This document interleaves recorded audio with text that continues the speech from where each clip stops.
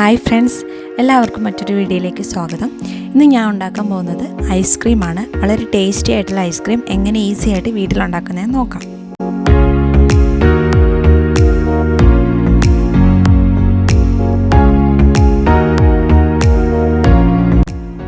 Ice cream ഉണ്ടാക്കാനായിട്ട് ഇവിടെ ഒരു ബൗളിൽ 2 ടീസ്പൂൺ ഗോതമ്പ് പൊടി എടുക്കാം.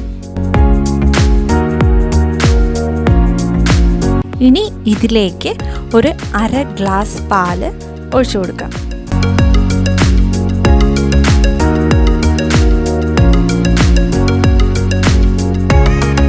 ഈ പാൽ ഒഴിച്ചതിന് ശേഷം നമുക്കിത് നന്നായിട്ടൊന്ന് മിക്സ് ചെയ്തെടുക്കാം.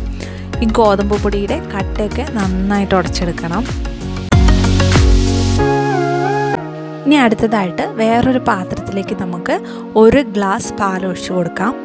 ഇതിലേക്ക് നമ്മൾ നേരത്തെ റെഡിയാക്കി വെച്ചിരിക്കുന്ന ഗോതമ്പ് പൊടിയുടെ മിക്സ്ചർ ആഡ് ചെയ്ത് കൊടുക്കാം. ഇനി ഫ്ലേവറിനായിട്ട് നമുക്ക് 1 ടീസ്പൂൺ വാനില എസൻസ് ഒഴിച്ചു കൊടുക്കാം. അടുത്തതായിട്ട് മധുരത്തിനായിട്ട് പഞ്ചസാരയാണ് ഞാൻ ഇവിടെ എടുത്തിരിക്കുന്നത്. ഞാനിപ്പോൾ ഒരു 5 ടേബിൾ സ്പൂൺ പഞ്ചസാര ഇട്ടിട്ടുണ്ട്. അത് നിങ്ങളുടെ മധുരത്തിൻ്റെ അളവിനനുസരിച്ച് അഡ്ജസ്റ്റ് ചെയ്ത് കൊടുക്കാവുന്നതാണ്. ഇനി ഇത് നന്നായിട്ടൊന്ന് തിളപ്പിച്ചെടുക്കാം. ഈ മിക്സ്ചർ തിളപ്പിക്കാൻ വെക്കുമ്പോൾ നമ്മൾ കണ്ടിന്യൂസ് ആയിട്ട് ഇളക്കിക്കൊണ്ടിരിക്കണം, അല്ലെങ്കിൽ ഗോതമ്പ് പൊടി കട്ടയായി അടി പിടിക്കാൻ സാധ്യതയുണ്ട്. ഇത് ഇതേപോലെ ഒന്ന് നന്നായിട്ട് തിളച്ച് വന്നാൽ മതി, കുറുകേണ്ട ആവശ്യമൊന്നുമില്ല. ഇപ്പം നമ്മുടെ പാലിൻ്റെ മിക്സ്ചർ നന്നായിട്ട് തിളച്ച് വന്നിട്ടുണ്ട്. ഇനി ഇതൊന്ന് തണുക്കാൻ വേണ്ടി വെക്കാം. ഇനി അടുത്തതായിട്ട് വിപ്പിംഗ് ക്രീമാണ് ആവശ്യമായിട്ടുള്ളത്.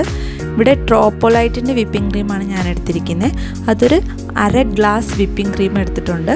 ഇനി ഇതൊരു ബൗളിലേക്ക് ഒഴിച്ച് കൊടുത്തിട്ട് നന്നായിട്ടൊന്ന് ബീറ്റ് ചെയ്തെടുക്കാം. ബീറ്റ് ചെയ്യാനായിട്ട് ബീറ്ററിൻ്റെ ആവശ്യമൊന്നുമില്ല. നമുക്ക് ഒരു ഹാൻഡ് വിസ്ക് ഉണ്ടെങ്കിൽ അത് വെച്ചിട്ട് ബീറ്റ് ചെയ്തെടുത്താൽ മതി.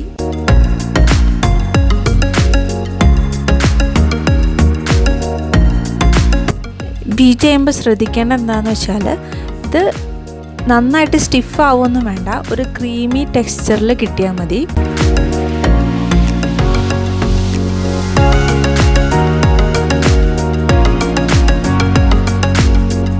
ഇതേപോലെ ഹാൻഡ് വിസ്ക് ഒന്നും ഇല്ലെങ്കിൽ നമുക്ക് ജസ്റ്റ് മിക്സിയിലൊന്ന് ചെറുതായിട്ട് കറക്കിയെടുത്താൽ മതി. ഞാനിപ്പോൾ ഇവിടെ ഒരു ഏകദേശം ഒരു 3 മിനിറ്റ് ബീറ്റ് ചെയ്തിട്ടുണ്ട്.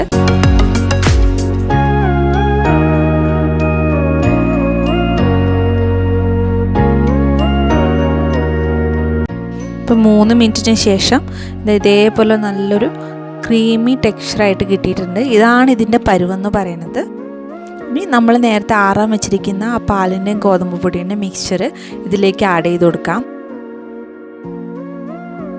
ഇനി ഇത് നന്നായിട്ടൊന്ന് ഇളക്കി യോജിപ്പിക്കാം. ഇനി നമ്മൾ ബീറ്റ് ചെയ്യേണ്ട ആവശ്യമൊന്നുമില്ല.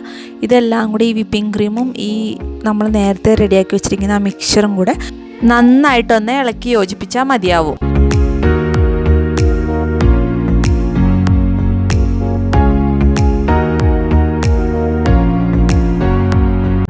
ഇനി അടുത്തതായിട്ട് നമുക്കിതൊന്ന് സെറ്റാകാൻ വേണ്ടി വെക്കണം. അതിനായിട്ട് ഇതേപോലുള്ളൊരു എയർ ടൈറ്റ് കണ്ടെയ്നർ എടുക്കാം. അതിലേക്ക് ഇത് ഒഴിച്ചു കൊടുത്തിട്ട് ഒന്ന് സെറ്റാക്കാൻ വേണ്ടി വെക്കാം. ഞാനിവിടെ കുറച്ച് നട്ട്സ് ആഡ് ചെയ്യുന്നുണ്ട്. ഇനി ഇത് നന്നായിട്ട് അടച്ചു വെച്ച് ഫ്രീസറിൽ ഒരു 12 hours സെറ്റാകാൻ വേണ്ടി വെക്കണം.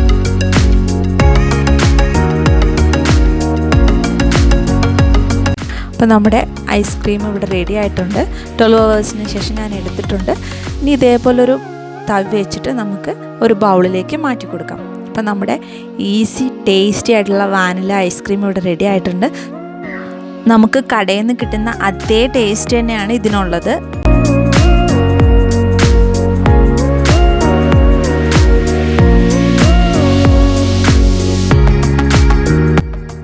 അപ്പോൾ ഇതെല്ലാവർക്കും ഈ വീഡിയോ ഇഷ്ടമായെന്ന് വിചാരിക്കുന്നു. നിങ്ങൾക്ക് ഈ വീഡിയോ ഇഷ്ടമായെങ്കിൽ എല്ലാവരും ലൈക്ക് ചെയ്യുക, ഷെയർ ചെയ്യുക, കമൻറ്റ് ചെയ്യുക. ആദ്യമായിട്ടാണ് കാണുന്നതെങ്കിൽ സബ്സ്ക്രൈബ് ചെയ്യാൻ മറക്കല്ലേ. Thanks for watching this video.